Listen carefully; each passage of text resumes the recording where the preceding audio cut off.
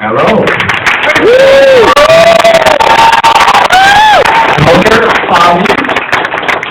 And this is J. Larose, who you know very well.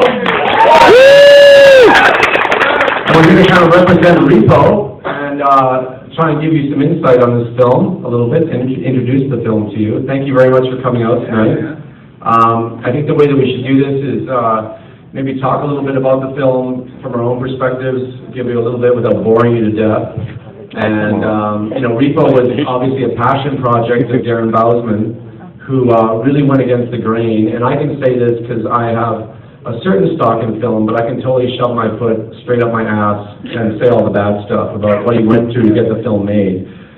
He went through hell to get the film made. He really fought for every little bit of stuff on the screen. An example I can give to you based on me is the producers originally wanted Pavi and Luigi to either be cut out completely or to be molded into one character. Oh, hell. And that was basically just based on money, and it was nothing personal. It's easy to take things like that personal, but it wasn't personal. So Bill and I, during the production, really had to fight for every bit of screen time that we got. And I can't lay claim to that. It was Bill Mosley that really did a lot of little bits and taught me a lot on how to get your face on screen by making it impossible to take you out of the shot. I'll give you a little bit of a talk about my audition, which is kind of funny. Through serendipity and through Joe Bishara, who did the music, I was allowed to come and audition. They originally wanted actors that could sing, not singers that could act. So I had, that was the first strike against me. The second strike was the producers were looking at Newman from Seinfeld. I don't know if you know who that is. What? And I don't resemble Newman really at all. No.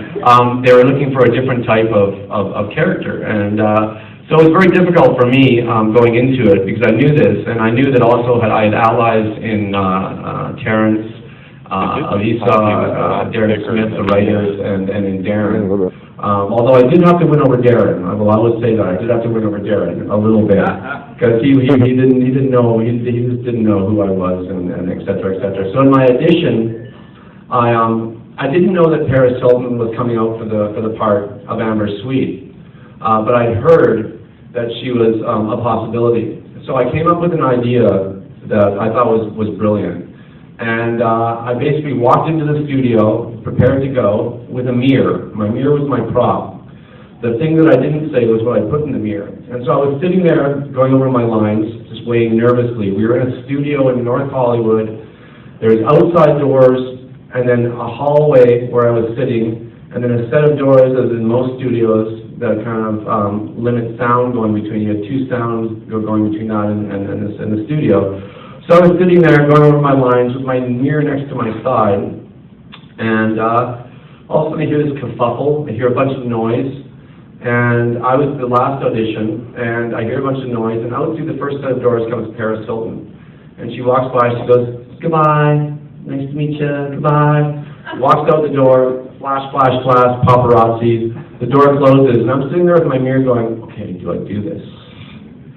Now my gag was that I went out, I basically gave a character analysis of Pavi, or who I thought Pavi was. That he came from the area of Pavi. There is actually an area in Italy called Pavici, or Pavi, so I went with that.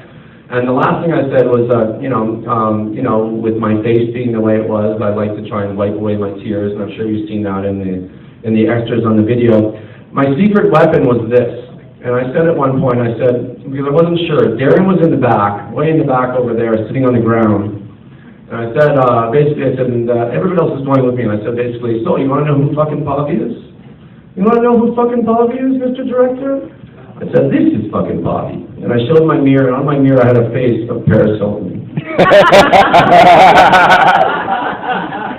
And I got cheers, and it worked for me, thank God, because I wasn't sure if I should have done the bit or not. And it was my first audition. I had done one audition before for The Crow, for Fun Boy, and I walked into a room with Alex Proyas and an assistant director, and realized I was right out of my element. So I'm used to stage. I'm used to a musical stage and having a barrier, having space between everybody. I walked into a small room with a Alex Proyas. I was reading with his assistant director, who was reading a female part, and he was a heavy-set male, tough guy, and right in my face. And then the producers were sitting around behind us like Skeksis, and it was basically a sex scene. And I left the audition, and one of the actors was outside who actually got a part in the film and looked at me and went, "It didn't go so good, did it?" And I was like, "No." And I heard him go back and kill it, and I really walked away from acting at that point going, "This isn't for me. I can't make that transition." So when I left the Repo audition, I literally walked out on North Hollywood. It was on Lancashire. And literally did Mary Tyler Moore jump in the air.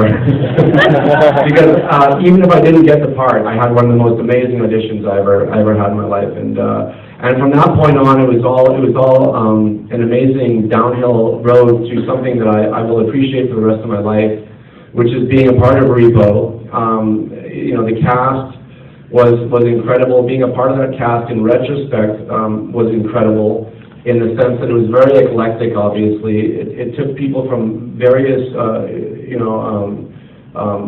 ideas of acting, and there was theatrical actors with Anthony and Paul Sorvino, to Paris Hilton, to Sarah Brightman, who was an incredible operatic voice from Phantom of the Opera, and all of these people came together, and Anthony said something really interesting in retrospect. He said that it was one of the most amazing casts he's ever worked with, as far as our friendship went, and the way that we were all kind of connected. I had no reference for it because it was the first film set that I was on, so I was just taking it all in like a kid.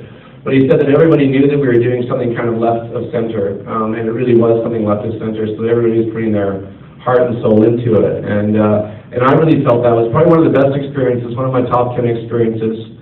I'm sorry for being so long-winded. It's a wonderful project. We all had fun doing it, and I'm going to let Jay talk a little bit about his experiences. And thank you all for coming out tonight.